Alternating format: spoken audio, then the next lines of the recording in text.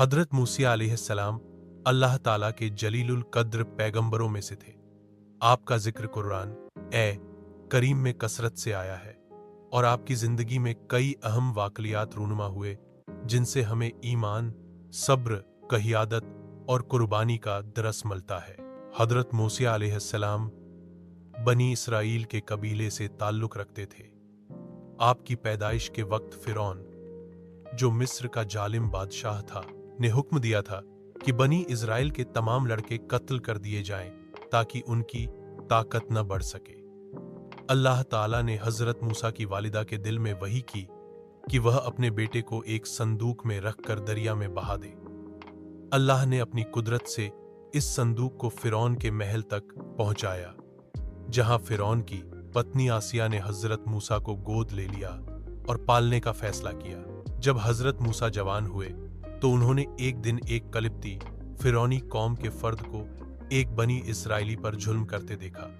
हजरत मूसा ने गुस्से में आकर कबिप्ती को एक मुक्का मारा, जिससे वह मर गया। इस घटना के बाद हजरत मूसा को मिस्र से फरार होना पड़ा और वह मदीन के इलाके में चले गए। वहां उन्होंने हजरत शोएब अलैहिस्सलाम की बेटियों की मदद की और बाद में उसने एक बेटी से शादी की। कुछ साल बाद अल्लाह ताला ने हजरत मूसा को पैगंबरी अता फरमाई।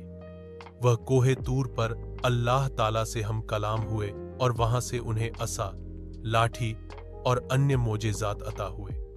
अल्लाह ने उन्हें मुझे हुक्म दिया गया कि मैं फिरौन के पास जाऊं और एकेश्वरवाद का संदेश पहुंचाऊं और बनी इज़राइल को उसकी गुलामी से निजात दिलाऊं। हजरत मूसा अलैहिस्सलाम ने फिरौन के दरबार में जाकर अल्लाह का पैगाम सुनाया, लेकिन फिरौन ने इनकार कर दिया और उनके चमत्कार को जादू करार दिया। आखिरकार अल्लाह ताला ने फिरौन और उसके लश्कर को समंदर में डुबो दिया। जब वो हजरत मूसा अलैहिस्सलाम और उनकी कौम का पीछा कर रहे थे, हजरत मूसा अलैहिस्सलाम ने अपनी कौम को निजात दिलाई और रोने सहरा सीना की तरफ ले गए, जहां उन्होंने तौरात हासिल की। हजरत मूसा की जिंदगी सब्र, क़ियादत और हक की खातिर कुर्बानी की अजीम मिसाल है। उन्होंने एक ऐसी कौम की क़ियादत की जो अक्सर नाशुक्री और बगलावत करती मगर उन्होंने कभी अल्लाह पर से एतमाद नहीं खोया। उनकी दुआ, रब्बिश रहली सदरी वयस्सिर ली अमरी, ऐ मेरे रब, मेरा सीना खोल दे और मेरा काम आसान कर दे, आज भी हर मोमिन के दिल को सुकून देती है। यह है कुरान